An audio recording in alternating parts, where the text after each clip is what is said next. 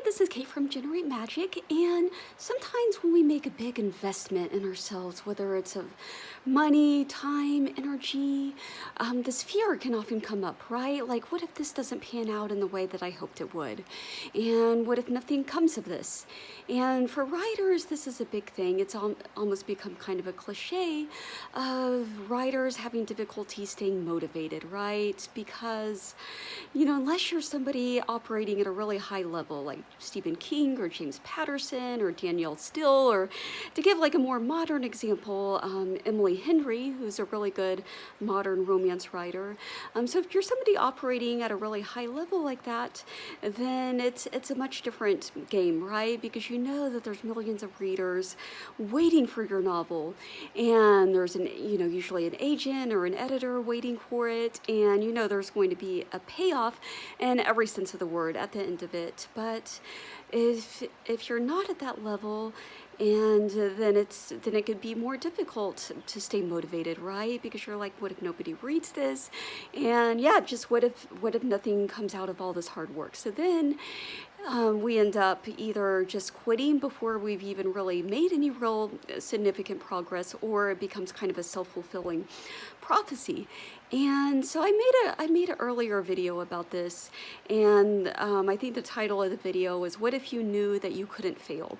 And so the idea was just to go into your endeavor with a mindset that no matter what, that you were going to succeed at this. But I realized that this can be kind of like a hard stretch, a difficult stretch, right? If you've been absorbing the belief for most of your life, right, that you're not going to succeed in this endeavor. And if you pursue anything that's considered by society to be non-traditional, such as writing fiction, you've probably been told since childhood, right, that very few people make it in your chosen endeavor.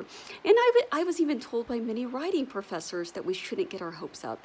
And most likely it was because these professors perceived themselves as failed writers, and so they were just projecting that onto us. And maybe, it could be they were even just kind of doing it to protect us, right? Like they were disappointed, and so they were trying to spare us from that same disappointment. But regardless, I just thought of another way of conceptualizing this whole thing that to me, it seems, when I first thought of it, it seems so obvious, but yet really profound at the same time. And so it's this whole idea of making your inner state your priority, and making feeling good your whole priority. And so I know it's one of those things like being present or being grateful, where we hear it so often that it starts to lose its meaning, right? And so often we hear, oh, just feel good or just feel positive. And it starts to become really annoying after a while. But there really is something to it, but I want to go a bit deeper and say it's not just about feeling good, but it's about specifically, okay, so let's take the scenario where, again, let's take the scenario I first described of you just made a big investment in yourself. And so then you're thinking, oh God, what if nothing comes of this? And so that is not like a good feeling thought, right? And so whenever you start to feel down throughout your day, you start to feel a sudden energy shift, right? Like you're feeling good, and all of a sudden you're feeling like crap. And so ask yourself, okay, well, why am I feeling that way? And a lot of cases, there's a thought behind this, right? And if it's not some if it's not some super obvious reason, like a physical reason, like suddenly you have a headache, well, of course, you're feeling like crap. But if it's something where, you physically you feel fine, but all of a sudden you just kind of start feeling like crap, okay, what is the thought behind this? And so let's use the novel example. So the thought behind this is, I'm wasting all my time. I'm spending all these hours and hours working on this thing. At the end of the day, nobody is going to read this. And so, okay, well, what would be like a better feeling thought to replace that? What would be a more empowering thought to replace that? And so a more empowering thought would be that people are going to read this, that not only are people going to read this, but it's going to attract the perfect readers, and it's going to be precisely what they're looking for. And it's going to be something completely different from anything that they've ever read. It's going to be completely genre bending. And even if you write in a genre like romance or fantasy or action, it's going to be unlike anything in that genre that they've ever read, because it's going to be uniquely you, right? And it's going to relate to whatever specific thing that they're going through. They're really going to connect with it. They're really going to resonate with it. It's going to be completely transformational and life-changing for it. And on top of that, it's just going to be immensely entertaining for them. Like, they're just going to be turning the pages, and they're going to be like, man, I just had so much fun reading this book. And this was such a wild read, and it was just so weird and so different. And wow, I can't believe there's actually books like that out there. And so that's kind of like an example of like a rampage, right? And just kind of like bombarding all these really crummy, disempowering thoughts with more empowering thoughts. And see how that little rampage that I just went on, how those replacement thoughts were so much more empowering than the previous thoughts, right? The thoughts of, oh, this sucks, nobody's ever going to read this. This is precisely why all my professors warned me that nobody ever succeeds. My parents were right. I should just give up and get a real job. I should just give up and go home. So you see how the previous how the rampage, right, the other beliefs, it was so much more empowering, right? And it felt so much better. And so I realized, like, at the end of the day, that is my priority, right? It's just getting myself to a better feeling state, and just telling myself that if nothing else comes of this investment, right? And again, whether it's investing in your business, it's investing monetarily, it's investing your energy into a project that you're really passionate about. So worst case scenario, even if nothing else comes of this, at least you've gotten yourself to a better feeling state. And not only that, you've prioritized your inner state.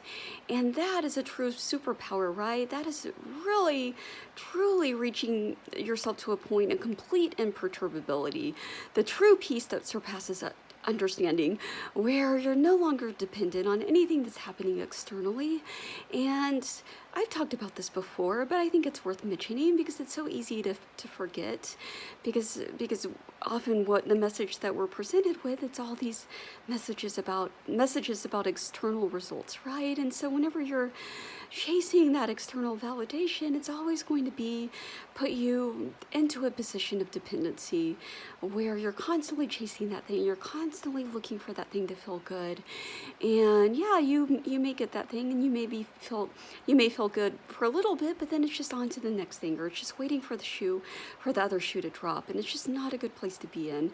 Versus a place where, no matter what's happening, that you can always get to that place of love and empowerment, and just feeling on top of the world, and just feeling unshakable. And so that's what I want to leave you with today, is just making that a priority, always achieving making your inner state a priority, and reaching that state of imperturbability. And no matter what, that's something you may feel that these external things, because that's what I realized was kind of like underneath this fear, right? Because there's this fear, okay, what if this never works out? And asking myself, well, okay, what's behind that fear?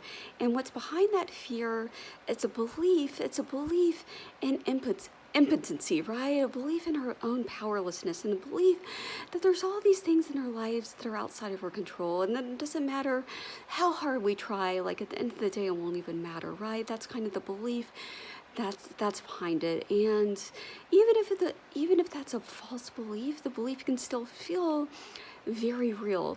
And so making it a priority at all times to just prioritize our inner state, because that's something that we all know that we have control over. And yeah, sometimes if we're in a spiral, or we're in a period of deep depression or anxiety, or it just kind of feels like everything is against us, yes, it can definitely feel like we don't have any control over it, right?